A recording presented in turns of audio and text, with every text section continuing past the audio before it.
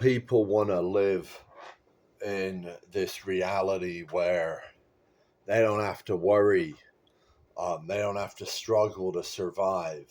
Um, they don't have to worry about the possibility of not having um, food to eat, or even something more exotic like healthcare or uh, education or whatever other things they feel like they're entitled to, um, merely for existing.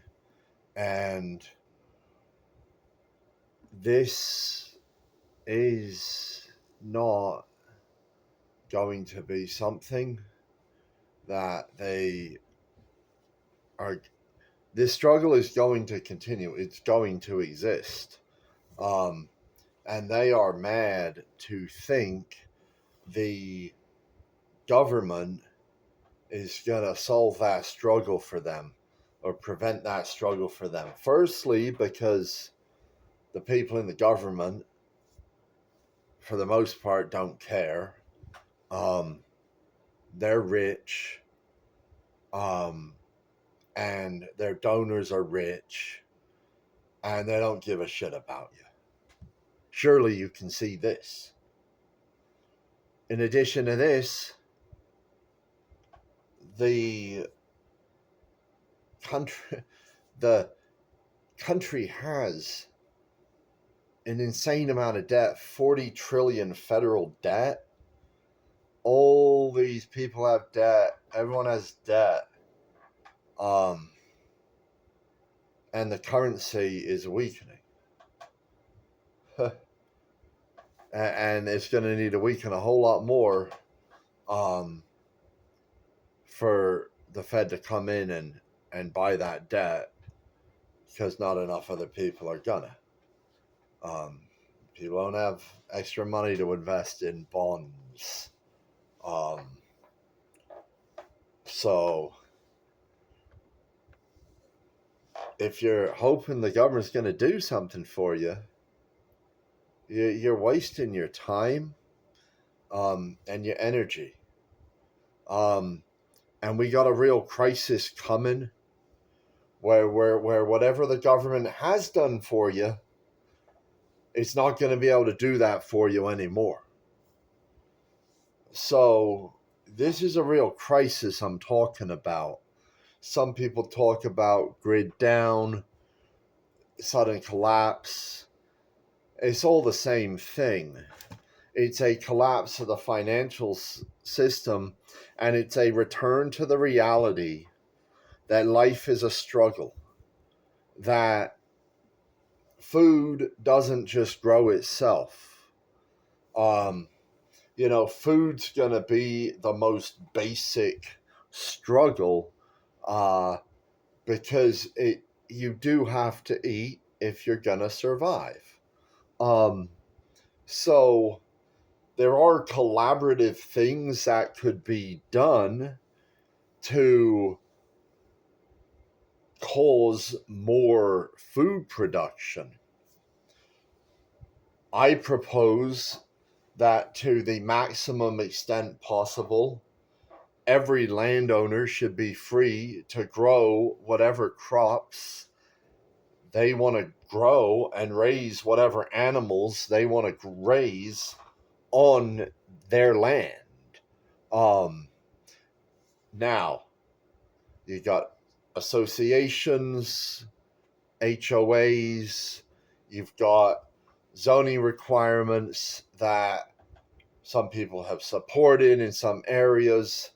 So every area needs to have negotiations where people are coming to agreements over what freedoms will be allowed on the land. But the objective should be to maximize what people can do, because the more you grow and produce, the better a chance people are going to have to eat. You can't eat if the food doesn't exist. And this whole idea of, they'll just seize the means of production, um,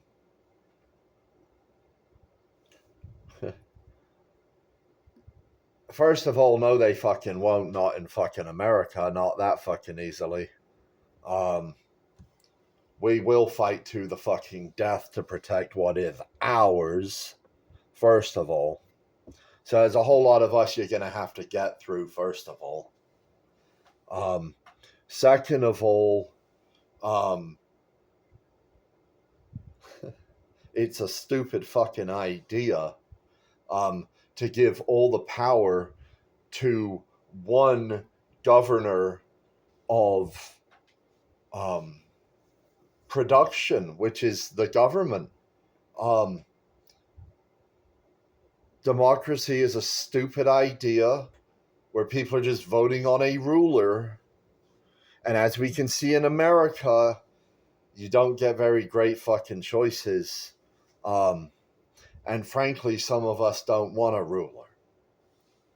So that's one thing. You know, there's a lot of freedom that needs to happen so that the productive processes of growing food, harvesting food, transporting raw food ingredients, creating finished food products, packaging food, shipping packaged food, and retail grocery operations, plus thousands of parts of the supply chain, millions that I didn't mention, as each piece of equipment each one of these things uses gets sourced where it gets sourced, and each component of that equipment gets sourced where it gets sourced. You know, these trade restrictions they're doing are stupid. Comparative advantage is real. The laws of economics are real. The law of supply and the law of demand are real. And they do matter. Free trade does matter. Specialization does matter. Economies of scale matter, especially in our society that's so heavily dependent upon mass production. Keeping a grid in place does matter. Keeping infrastructure in place does matter. Keeping order and preventing warlords from fighting over territory does matter also. Organization needs to happen so that a free market can take place, so that landowners can have trespassing protection, so that slavery can end. So, I wrote a book. I have a lot of ideas. These are some of them. But at some point, communication needs to happen. My book is called Discourse for a reason. Discourse needs to happen. Two-way discourse. Not me just talking to the air as everyone pretends there are no problems that need solving.